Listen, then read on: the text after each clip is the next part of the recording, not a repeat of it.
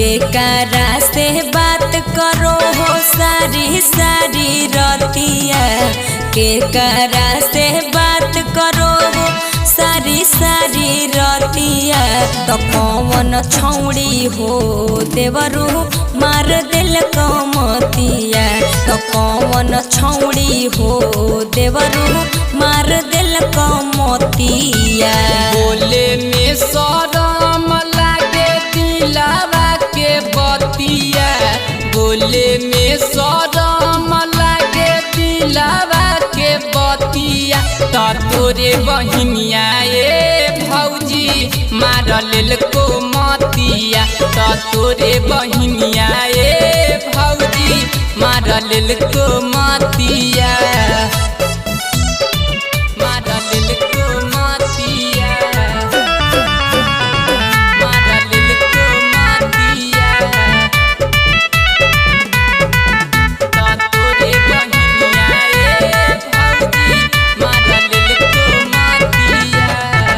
तो हखो अंगूठा छाप बहिन बीए पास हो, झूठो के न लगवा देवरू ओ करे प्रयास हो, ओ करे प्रयास हो।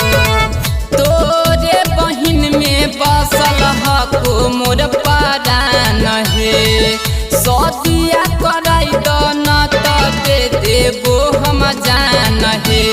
रही रही याद आबै बोलल कर बतिया, रही रही याद आबै मिठियो कर बतिया। तो तोरे बहिनिया हे भौजी मार लेल को मतिया, तो तोरे बहिनिया हे भौजी मार लेल को मतिया, मार लेल को मतिया। तोरे बहिनिया तोरे बहिनिया हे भौजी,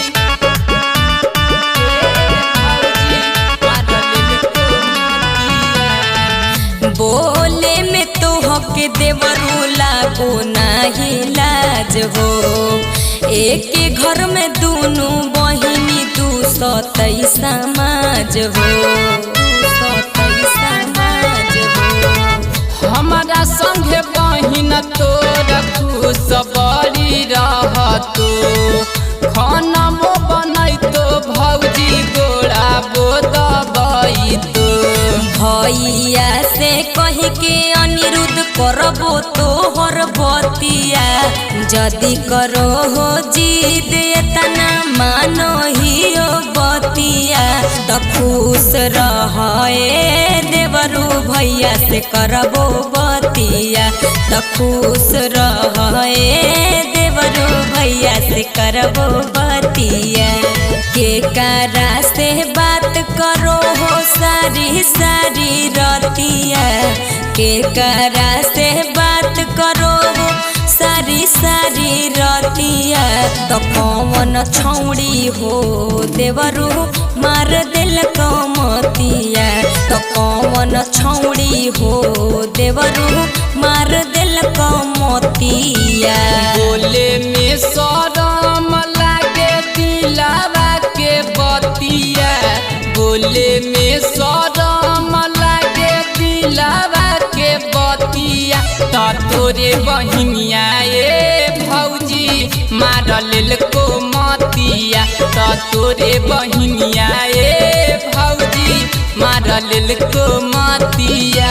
तो खुश रहे देवरू भैया से करबो बतिया, तो खुश रहे देवरू भैया से करबो बतिया। आप खुश हखो ना देवर जी।